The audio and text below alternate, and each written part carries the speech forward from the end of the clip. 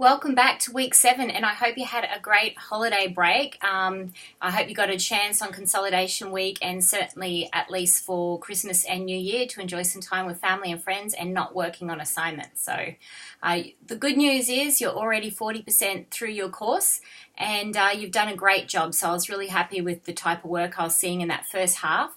Now, even if your marks aren't as high as what you'd like them to be, don't be concerned because you still have, as I said, 60%. And the main goal of our comments for Assignment 1 in particular was to help you leverage and work on your 50% assignment number 3.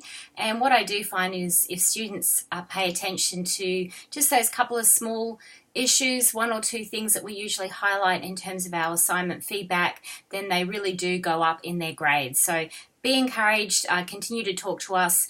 One main thing that I would find I think helpful across the board is to always align your work a lot more closely with the course material and modules. So there's readings every week.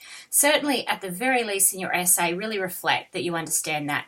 So we just don't want to know what you think about something as part of your independent research, but that you are also understanding conflict resolution as a discipline, as a field of study. So that's what you're showing us in your assignment work. And I think the criteria when it talks about, using the theory and the course material and linking it back to the essay question, that's really some of what we're getting at. I also highly recommend people at the very least listen to collaborate sessions, even if you can't attend, because that tends to be very clear in walking you through what is needed and what weeks in the course material are the most relevant. So this second half of the course in general, we'll be looking at conflict resolution methods, which is really interesting. So week 6 is particularly important on that, and also important in introducing it. And then some of the longer term issues around intervention, United Nations intervention, the legalities around that, the controversies around that, also longer term conflict transformation. So at the very beginning, we looked at a bit of a range starting right back in the very beginning where tensions start to rise. And then perhaps, some of the methods you might be looking at is a settlement or conflict prevention.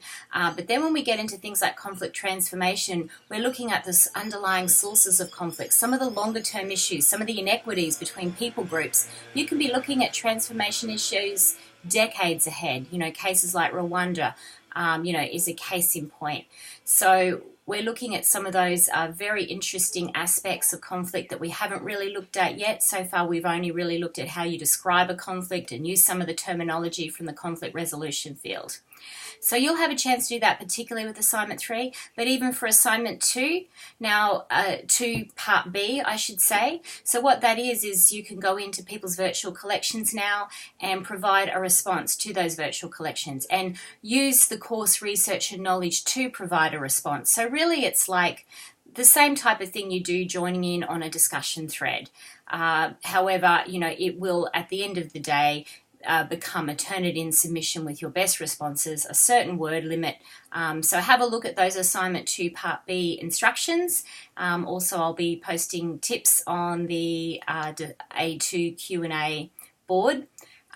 Discussion thread, I should say. So have a look at those as well. And remember, you can email me or ask any questions on discussion threads. I'll be also staying engaged in the main discussion thread as opposed to the team thread, though I will keep an eye out on the team thread as well. So good luck. I think you'll find the second half of the course is smoother because the first half where you get across the foundational elements of a new field of study, that's always the most challenging, but also in the long term, the most beneficial. Thank you.